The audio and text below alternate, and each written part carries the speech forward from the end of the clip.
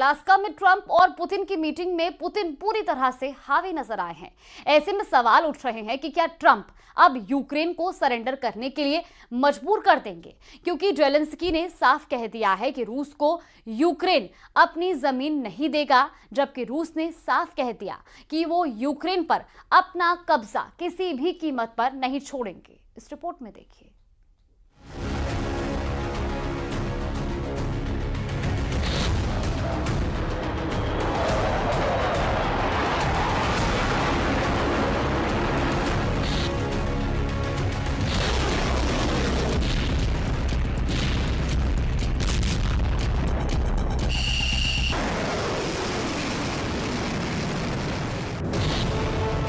Alaska में Putin की जीत, Ukraine पर अब डबल हमला।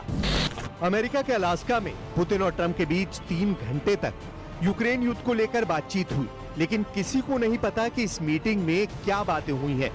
अलास्का में मीटिंग से कुछ घंटे पहले ट्रंप ने ऐलान किया था कि मैं पुतिन से 2 मिनट की मीटिंग में समझ जाऊंगा कि सीज फायर होगा या नहीं। लेकिन हैरानी की बात है, ट्रंप पुतिन के साथ 3 घंटे की मीटिंग के बाद भी दुनिया को नहीं बता पा रहे हैं कि रूस और यूक्रेन के बीच युद्ध विराम पर डील क्यों नहीं हो पाई है। हम आपको दिखाने जा रहे हैं कि 7 साल बाद हुई ट्रंप और पुतिन की मीटिंग में पुतिन ने बाजी पलट दी है। महज 12 मिनट की प्रेस कॉन्फ्रेंस में पुतिन ने ट्रंप के सामने साबित कर दिया है कि यूक्रेन युद्ध का असली बॉस पुतिन है और उन्हीं की शर्तों पर युद्ध विराम होगा। दूसरी तरफ वॉर एक्सपर्ट्स कह रहे हैं कि ये मीटिंग पूरी तरह से फेल हो चुकी है और अब पुतिन पूरे यूक्रेन पर कब्जा करने की कोशिश जरूर करेंगे। यूक्रेनी अधिकारियों ने तो यहां तक दावा कर दिया है कि अब पुतिन पूरे यूक्रेन पर कब्जा करने की कोशिश करेंगे। हम आपको अलास्का मीटिंग के बाद यूक्रेन युद्ध की वो खबरें दिखा रहे हैं जो साबित कर रही है कि अलास्का में ट्रंप ने यूक्रेन और नेटो को डबल धोखा दिया है। 3 घंटे की पुतिन ट्रंप मीटिंग, अब वॉशिंगटन में जेलेंस्की का सरेंडर। पूरी दुनिया ये देखने को बेताब थी कि जब राष्ट्रपति ट्रंप राष्ट्रपति पुतिन से अलास्का में मिलेंगे तो यूक्रेन युद्ध पर क्या डील निकलकर सामने आएगी। लेकिन हैरानी की बात तो यह है कि इस मीटिंग में ना तो कोई डील हुई और ना सीज फायर पर बात बनी। वॉर एक्सपर्ट्स का साफ कहना है कि आज की तारीख में रूसी सेना ने यूक्रेन के काफी बड़े इलाके पर कब्जा कर लिया है। इस वजह से यूक्रेन, यूरोप, नेटो और अमेरिका पुतिन पर दबाव नहीं बना पाए हैं। शुरू में दावे किए जा रहे थे कि ट्रंप पुतिन पर भारी साबित होंगे, लेकिन पुतिन ने दिखा दिया कि डोनाल्ड ट्रंप भले ही दूसरे देशों को धमकाकर अपना दबाव बना लेते हो, लेकिन पुतिन को दबाना ट्रंप के बस की बात नहीं है।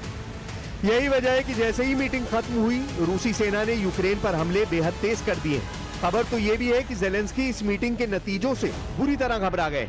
यूक्रेनी अधिकारियों और नेताओं ने तो डंके की चोट पर कह दिया है कि रूस अमेरिका की मीटिंग पूरी तरह से फेल हो चुकी है और इस मीटिंग की वजह से पुतिन अब ट्रंप पर भारी साबित हुए हैं। यूक्रेनी संसद की विदेश मामलों की समिति के अध्यक्ष ओलेक्सांद्र मेरेस्को ने द न्यूयॉर्क टाइम्स को बताया कि ट्रंप और पुतिन के बीच शिखर सम्मेलन से रूस और यूक्रेन के बीच कोई शांति समझौता नहीं हुआ और पुतिन ने ट्रंप का इस्तेमाल ये दिखाने के लिए किया है कि वो अलग थलग नहीं है।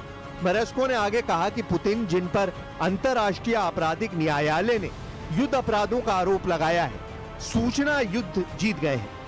यूक्रेनी अधिकारी ने कहा कि पुतिन ने एंकरेज स्थित ज्वाइंट बेस एल्मेडॉफ रिचर्डसन में शिखर सम्मेलन के बाद ट्रंप के साथ संयुक्त भाषण में अपने विचारों को दोहराया और कहा, मुझे कोई बदलाव नहीं दिख रहा है। ट्रंप पुतिन में 3 घंटे क्या बातचीत हुई, इसकी जानकारी नहीं दी गई है।